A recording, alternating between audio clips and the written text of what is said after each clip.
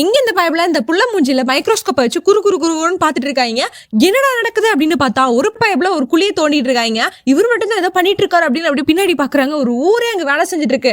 பஸ்ஸே இங்க பாருங்க, எங்களுக்கு தேவையான அளவுக்கு எல்லா பிரச்சனையும் கொடுத்துட்டேன். அடுத்த நாள் காலையில எந்திரிச்சு பார்த்தா மூஞ்சி ஃபுல்லா பிம்பிள் வந்துரு. இப்ப சந்தோஷம் தானே அப்படின்னு பேசிட்டு இருக்காங்க. இன்னும் ஒரு 10 வருஷம் இங்கே இருந்தா நம்ம செட்டில் ஆனாம அப்படின்னு பேசிட்டு இருக்கும்போது அந்த பிள்ளை ஒரு ஆயில்மெண்ட் அப்படியே ஃபீல் பண்ணிட்டு அவங்க மேல போடுறாங்க. அப்படியே சுனாமி மாதிரி வானத்துல எது கிளம்புது. என்னடா நடக்குது, எல்லாரும் ஓடுங்க ஓடுங்க அப்படின்னு எல்லாரும் மாறி மாறி ஓடிக்கிட்டு இருக்காங்க. அப்படியே அவங்க தம்பி கால் பண்ணி கேட்குறாங்க, டேய் அந்த பக்கம் என்ன ஆச்சு அப்படின்னு. இவங்களோட வலது கணத்தில் தான் இருக்கேன், இப்பதான் ஏதோ பிரச்சனையை கொடுத்துட்டு இருக்கேன், இன்னும் 2 நாள்ல மொத்தமா கொடுத்துடலாம் அப்படின்னு பேசிட்டு இருக்கும்போது இவங்க ஓடிக்கிட்டே இருக்காங்க. அப்படியே ஒரு பெரிய மலை கிட்ட போய் நிக்கிறாங்க. அது வேற ஒன்றும் இல்லை, அவங்க கழுத்து பகுதி கிட்ட போய் நிக்கிறாங்க.